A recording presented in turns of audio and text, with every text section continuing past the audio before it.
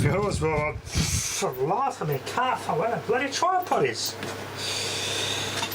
Oh boy, when I move to my new place, I'll be organising stuff a lot better anyway, that's for damn sure. The camera's just bolted to the wall. And you can see in the top of the chassis here. Can't really see what I'm actually doing underneath the chassis, but I'll make up a better system when I move and set up properly. And then I could start making better steady content. Because I'm just more focused on quantity rather than quality. That's I don't know, a lot of people don't really like that. I want quantity and quality. Wow, this soldering iron is quite hot enough for this big bit of solder.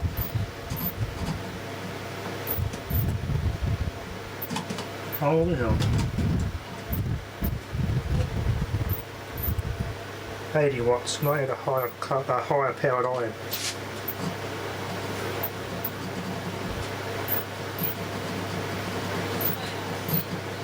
I'll start by replacing the easy ones, like a 0.1 I can get to.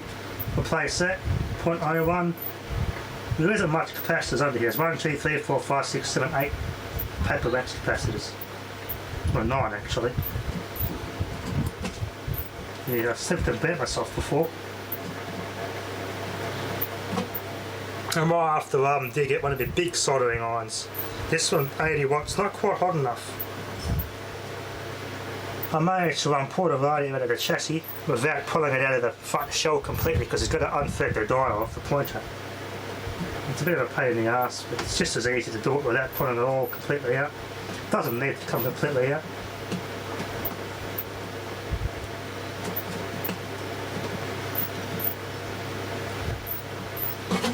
No, that's not melting. I'll see if I got a bigger iron. Okay, yours will let's test some capacitors on this chassis. We'll test it here. LCR meter. I didn't use my LCR meter. We'll put it on that capacitor to test the function on it. Set this up. Alright, one on this side of the capacitor. This is a filter capacitor here, electrolytic. Let's get this set up. That's one. On another side of that somehow, if I can get in there. It's kind of hard to see. Very awkward position to work with. As I said, I'm not pulling the chassis all the way out of this case because of the way it's the dial's strung. It is manageable without pulling it completely apart, not really need to. Okay, let's do a test.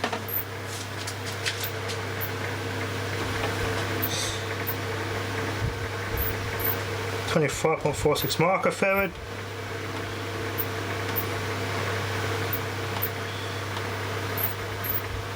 But it didn't give me an ESR.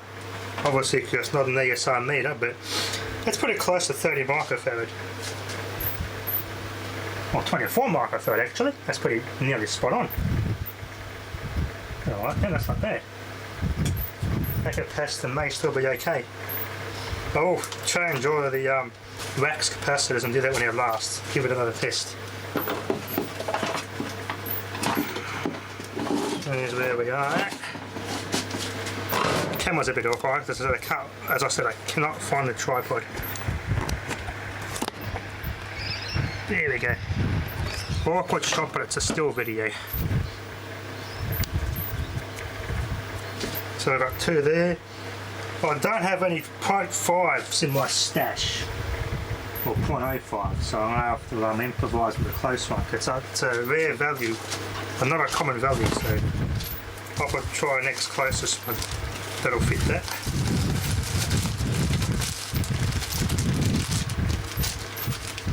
So then I'm going to get organised and make a cabinet to properly store my components and stick it on the wall. My next project when I get all set up in my new place is a load of these components here, because now I've got somewhere more permanent, so I can do that now.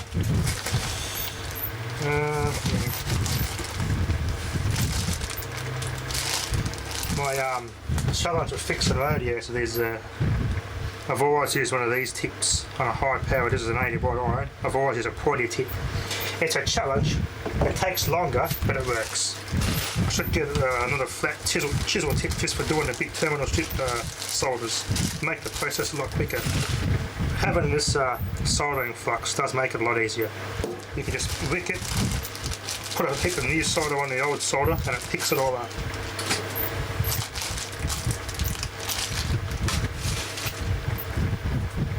Anyway, let's keep continuing. Okay, viewers, well, I got this thing all powered up, cleaned the valve sockets. I tested the terminals at the speaker. I got absolutely no power to the speaker whatsoever. So I wonder if the audio transformer's gone open circuit. Red and a blue wire goes to the chassis underneath. A thin red wire.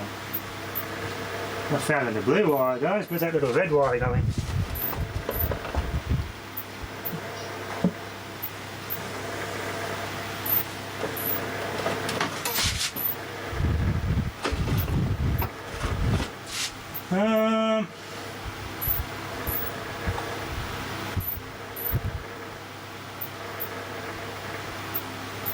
Okay. 6M5s here, the audio valve. Okay, well, going to there, plate. Audio should be going through that capacitor. Okay, I get the multimeter out and I'll test from the output directly of the valve and test it to ground at the multimeter, check the voltage, for that voltage coming off that valve. If I have, then that transformer is dead. If it's going to that transformer, nothing's coming out of it. It does happen, I know it's been audio transformer. Not the end of the valve, just going to find I think a 12 volt wall wart transformer small enough to fit in there. Should suffice as a replacement. So we're going to have a light out here. Light, set the light up. Bit of it's going to be really awkward. Chassis to that. Oops. Okay, what have we got here? 1.2 of a volt to ground. It comes off that blue wire. And that valve 4.1 volts coming off the audio pin off that 6M5 valve. Looks like it's working. Multimeter's not really giving me a good reading here. Jeez.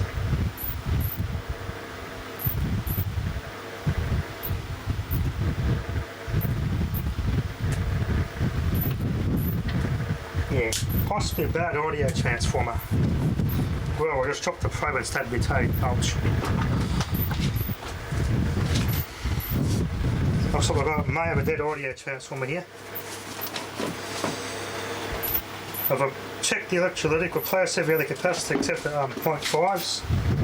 I should just check those in the LCR meter, just to be safe, but I'm pretty sure I should still get even the hum out of the speaker if those capacitors are bad. Get my LCR meter out. This would tell me if I got capacitance at those capacitors. Set that there somehow. Okay, I'll let's see, check this one here. Let's start testing this one. Where's that lead going?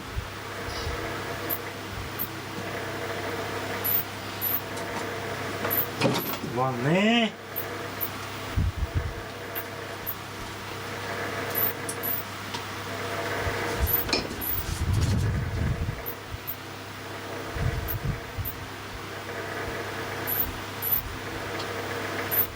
$6,063 microfarad. That's obviously not really good, that one. That's way out. As I said, I should still get something out of the speaker. Okay, let's test this one.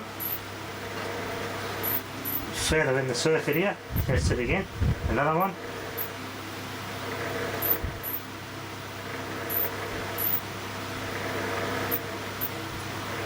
.222 kilo ohms. Yeah, that capacitor is not good. It's in circuit there, so it's going to be a funny reading.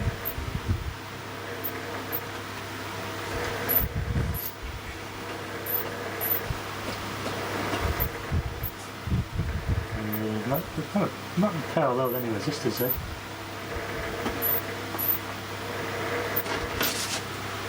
This capacitor here, let's test this one.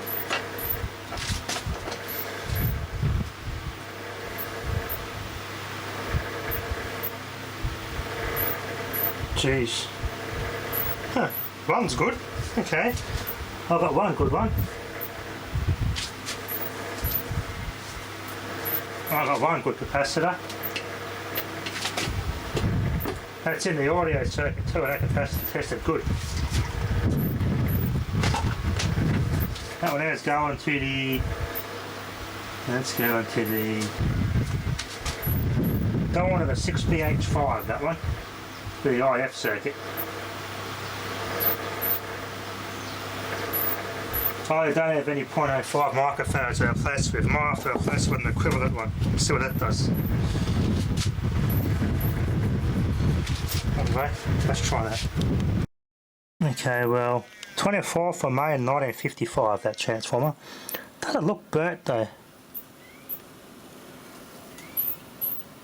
I've got a yellow wire coming out of there. It's just looks like it's melted to another wire underneath there.